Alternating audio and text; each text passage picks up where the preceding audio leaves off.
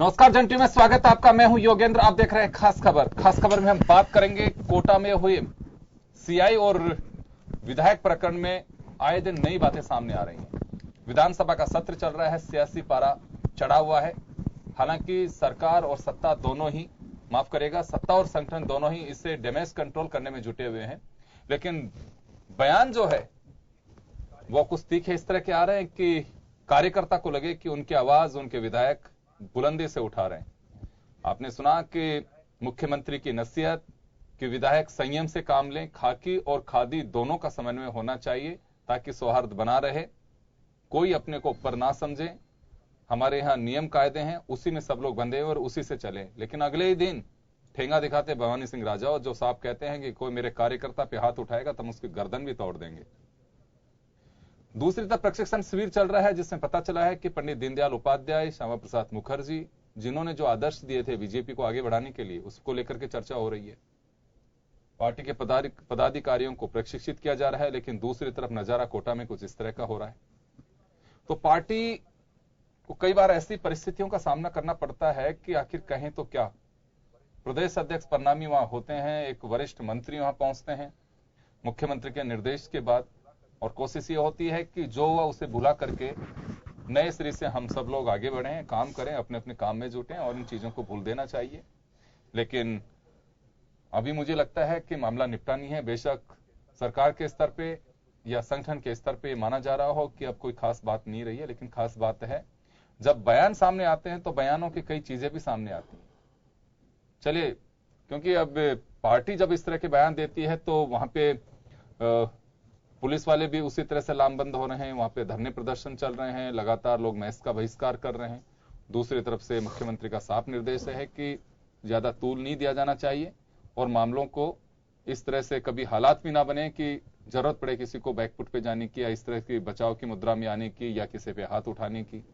लबोलुआब यही है कि जो संस्कारित बीजेपी इस बात की दुआ देती थी कि हमारे कार्यकर्ता संस्कारों से बंधे हुए हैं, लेकिन वो जिस तरह की स्थितियां बनती जा रही हैं वो पार्टी को कहीं न कहीं बचाव की मुद्रा में लाके खड़ी कर रही है। चलिए जरा सुनिए इस प्रकरण से जुड़े हुए मेजर जो इश्यू है उसको लेकर के कौन क्या कह रहा था, एक बार जरा सुनिए, उसके बाद हमारे पैनल पे लौटते हैं। कुर्सी पकड़ रखी है अफसरों ने, पता नहीं क्या हो गया, कहाँ ले जाएंगे इस पुलिस को, कहाँ छोड़ेंगे ले जाके, बिल्कुल रसातल पे ले जा रहे हैं, मार मार के लोग मारेंगे। मैं कह रहा हूँ घर पे बुला के पीटेंगे। आने वाला टाइम आएगा कि ये थानेदार जी, डिप्टी साहब ये आना आए, हाथ दो चांटे लगाए, अब जाओ आपने ये काम ये होगा। ये मॉरल डाउन हो रहा है पुलिस का। ये जब तक इसको आप सिंबल नहीं दोगे, इसका मॉरल डाउन आप नहीं करोगे।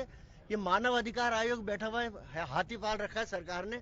अभी पुलिस वाले ने किसी को मार दिया होता तो 50 बार तलब कर लेता मानव अधिकार के साहब क्या करा है। आज क्या क्यों चुप बैठा हुआ है मानव अधिकार आयोग वाले। मेरे को आश्चर्य हुआ। आज एक पुलिस के रिटायर अधिकारी ने कहा अगर मैं होता तो ऐसे कार्यकर्ता का हाथ तोड़कर हाथ में दे देता। और मैं उस पुलिस अधिकारी को कहता हूँ अगर मैं होता, अगर वो एसएचओ होता और वो अगर कार्यकर्ता पर हाथ उठाता तो मैं उसकी गर्दन मरोड़ के उसके हाथ में। कोटा में हादसा हुआ है, बड़ा दुखद है, बड़ा खतरनाक इंसिडेंट है। और मुझे लगता है कि जो जानकारी अब तक निकल कर आई है वहां कोटा से बाहर, उसमें ये कहा गया है कि सत्ताधारी पार्टी बीजेपी की विधायक हैं और उनका और पुलिस का कुछ माइनर इशू को लेकर झगड़ा हुआ, उसके बाद लाठीचार्ज हुआ, मामला तूल पकड़ गया और फिर इतना बड़ा हादसा सामने आया है। तो ये तो इंक्वायरी का इशू है कि किन लोगों ने इसमें इन्वॉल्वमेंट रखी अपनी और कौन इसके लिए जिम्मेदार थे। लेकिन जिन लोगों ने भी कानून को अपने हाथ में लिया है, कानून का उल्लंघन किया है, उनके खिलाफ सख्त कार्रवाई करनी पड़ेगी, क्योंकि एक बहुत घातक हादसा हो सकता था। पेट्रोल पंप में आग लगाना, आसपास उसके रेजिडेंशियल इलाका है, बहुत से लोगों की जान माल को खतरा पहुंच सकता था। तो सरकार को लॉ एंड ऑर्डर मेंटेन करने के लिए जरूरी कदम उठाने चाहिए। और मैं तो कहता हूं कोई व्यक्ति हो, किसी पार्टी का हो, कितना भी इन्फ्लुएंशियल हो, अगर वो इस प्रकार की घटना को अंजाम दे रहा है तो सरकार की नैतिक और संवैधानिक जिम्मेदारी बनती है। तो चलिए, आपने सुना रिटायर्ड एडिशनल एसपी मिस्टर महर्षि, वो कह रहे हैं कि अगर मैं होता तो हाथ तोड़ के हाथ में देता था। भवानी सिंह राजावत कहते हैं कि कार्यकर्ता को अगर मैं होता, कार्यकर्ता के इस तरह से कोई अगर हाथ तोड़ता तो मैं गर्दन तोड़ देता। पायलट जांच की बात कर रहे हैं कि दूध का दूध पानी का पानी होना चाहिए और ऐसी चीजों पर लगाम लगाया जाना चाहिए। चलिए, विष्णु कोलवाल साहब बीएसपी नेता हमारे साथ हैं, गिरिराज गर्ग साहब कांग्रेस के नेता हमारे साथ में हैं और मनीष पारिक साहब भाजपा नेता हमारे साथ हैं। विष्णु जी, मैं आपसे जानना चाहूंगा कि ये जो घटना है पूरी तरह से हम देखें, कहीं ना कहीं किस स्तर पे या तो समन्वय की कमी रही है या फिर नेग्लिजेंसी कही जा सकती है। क्या यह वास्तव में कि पुलिस का इस तरह का रूप सामने आ रहा है जिसमें अभी लगता हो कि कार्यकर्ताओं को मजबूर होना पड़ता है कि कई बार इस तरह के हालात पैदा करने के लिए, या उनकी सुनवाई नहीं होती है? आपका लंबा एक राजनीतिक एक्सपीरियंस है, ऐसा क्या होता है कि कार्यकर्ता पुलिस को देख करके एकदम एग्रेसिव उठते हैं? देखिए योगेंद्र जी, इसमें पूरे प्रकरण में यह लग रहा है कि जिस ढंग का पुलिस का व्यवहार रहा विधायक के प्रति, वो एकदम गलत था। क्योंकि विधायक के पास तो कोई हथियार तो हो नहीं सकता उनके पास, वो अपने कार्यकर्ता के लिए तो जाना ही पड़ेगा, उनको कार्यकर्ता की बात को समझ के पूरी बात करनी पड़ेगी। मगर वहां स्थिति क्या हुई और किस प्रकार की बात को आगे बढ़ाया गया, ये बोला गया भाई कि उनके पति ने इंचार्ज के थप्पड़ मारा। सवाल अभी इस बात का है कि थप्पड़ मारा कि नहीं मारा। पुलिस जिस प्रकार की कार्रवाई करती है और जिस प्रकार से बाद में जो इस सब पूरे प्रकरण में देखिए कि पुलिस का कितना गंदा रोल है इसके अंदर। क्या पुलिस जातिवाद में उलझी हुई है क्या यहाँ की, या जातिवाद करना चाहती है पुलिस? आज पुलिस को तो अपने कानून और अपनी ड्रेस से बंधा हुआ रहना पड़ेगा उनको। तो वो मैच के अंदर खाना नहीं खाना, इस प्रकार की बात करके क्या पुलिस इस राजस्थान में आपातकाल जैसी स्थिति पैदा है क्या?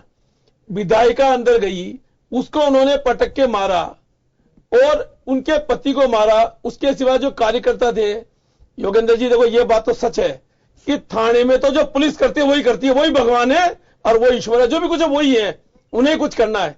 देखिए हम राजनीतिक लोग कई बार अपनी काम को भूल जाते हैं। हकीकत क्या है कि जब से इस प्रदेश में एक कानून आया है कि आप सरकारी काम काज के अंदर बाधा पहुंचाएंगे तो मुगल बदल हो जाएगा, मैं लगातार इस बात के लिए बोलता था आपसे। ये कोई भी इसके लिए मानने के लिए तैयार नहीं थे और आज ये सब उसी के कारण है। क्या एक विधायक क्या जाके बात नहीं कर सकती? वो तो विधायक है, वो बात नहीं कर सकती क्या?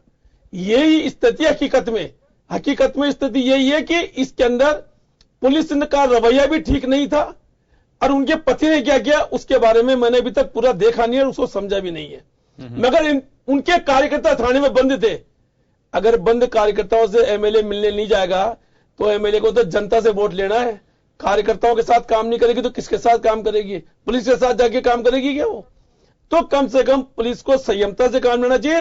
और जिस ढंग से पुलिस जो आंदोलन कर रही है, वो आंदोलन देखिए, पुलिस के ट्रांसफर होना न होना ये आम बात होती है और जब भी कोई आंदोलन होता है उसके अंदर पुलिस के अधिकारियों ट्रांसफर होते हैं।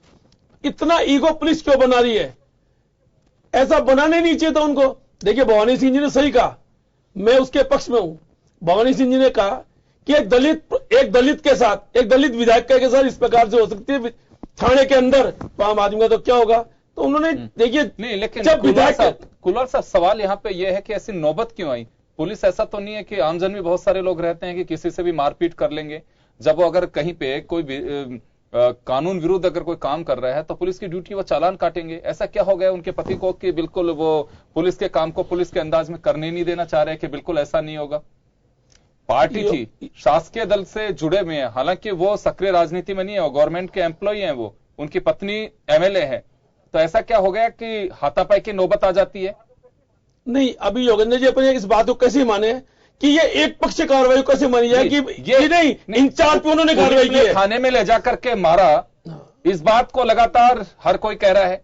लेकिन वो सीआई है जिसके बदन पे वर्दी लगी हुई है। अगर वर्दी आज भी है, हम चाहे कितनी उंगली उठाएं उसमें, अगर किसी महिला के साथ में या किसी अबला के साथ में कोई हरकत होती है, उसको जब वर्दी दिखती है तो उसके बगल में जाकर के खड़े होकर के महसूस करती है कि शायद अब मेरी रक्षा होगी। ये राजस्थान की पुलिस का एक चेहरा रहा है। तो हम केवल सवाल खड़ा कर सकते हैं, ऐसी परिस्थितियां क्या होगी? पार्टी स्तर पर नहीं सुना जा सकता या सरकार के स्तर पर नहीं सुना जाता है? नौबत जो आ रही है, मैं वो जानना चाहता हूं कि ऐसी क्या परिस्थितियां हो जाती है? क्या कार्यकर्ताओं के और सत्ता संगठन के बीच में गैप बढ़ता जा रहा है? नहीं, सवाल इस जगह सत्ता और संगठन और पार्टी के बारे में बात ही नहीं करनी योगेंद्र जी। इस समय बात करनी है कि सच्चाई की स्थिति क्या है। सच्चाई की स्थिति नहीं, ये कहां लिखा है कि पुलिस के अंदर वो लोग धरना देंगे? खाना नहीं खाएंगे। ये कौन सा, ये इमोशनल ब्लैकमेलिंग है क्या चाहते हैं सरकार से? देखिए, सरकार तो चाहती नहीं थी कि विधायिका के समर्थन में भी आए, मगर जब ये जिस ढंग से पुलिस कर, अभी मैंने देखा, अभी वो महर्षि साहब, एडिशनल एसपी साहब, तो क्या किस भाषा में प्रयोग कर रहे थे? अरे भाई, जंगल नहीं है वो, जंगल रात तुम्हारे जमाने में पहले देख चुके हो, अब जंगल नहीं है। अब तो 2 मिनट बाद मीडिया पहुंच जाता है मौके पर। तो महर्षि साहब को कम से कम, विधायक को तो देखो, मैं फिर बोल रहा हूं योगेंद्र जी, हमें जनता के साथ, हमारे कार्यकर्ता के साथ जाके वोट लेना पड़ता है। हमें तो कार्यकर्ता के साथ बोलना ही पड़ेगा। अगर वो गलत करेगा तो हम उसको बाद में अकेले में ले जाकर समझाएंगे।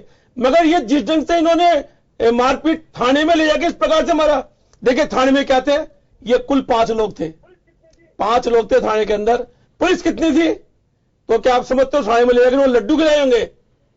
थाने में 100% उस विधायिका को जमीन पर डाल के, कमल डाल के उसको मारा पीटा गया। इस प्रकार का काम ये पुलिस करेगी क्या एक विधायक के साथ?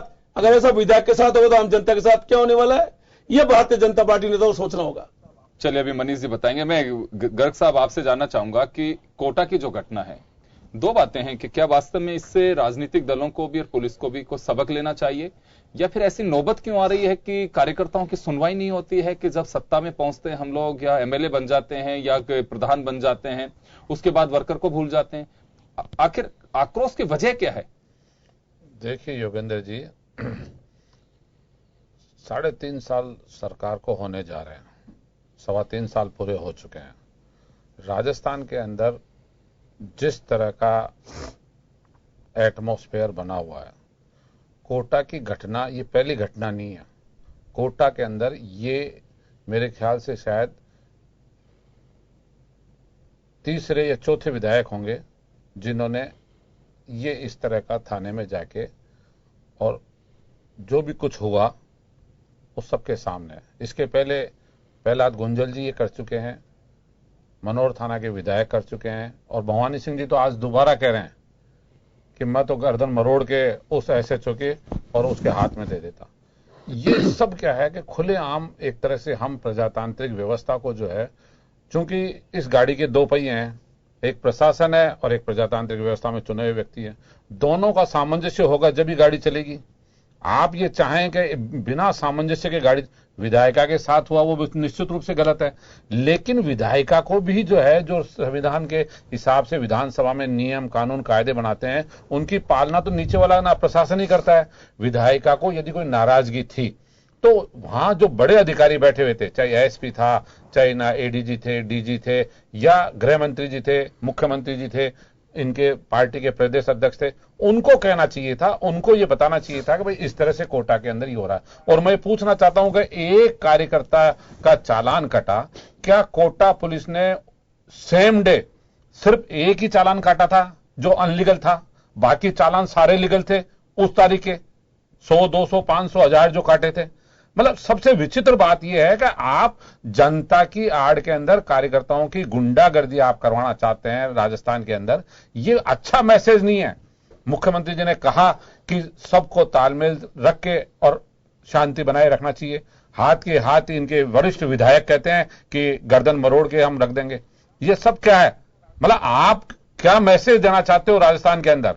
एक तरफ पुलिस कह रही है कि हम बहिष्कार ना मैसेज ने उसके खानों का कर रखा है जब तक न्याय नहीं होगा हम, दूसरी तरफ विधायिका कह रही है कि मेरे साथ, और सबसे बड़ी बात, विचित्र बात देखो आप, कि विधायिका जी ने यह कहा कि मेरे हाथ में फ्रैक्चर है, और वो प्लास्टर बांध के और सदन में आई, और वहां की मेडिकल रिपोर्ट जो आई है उसमें उनके कहीं फ्रैक्चर नहीं है।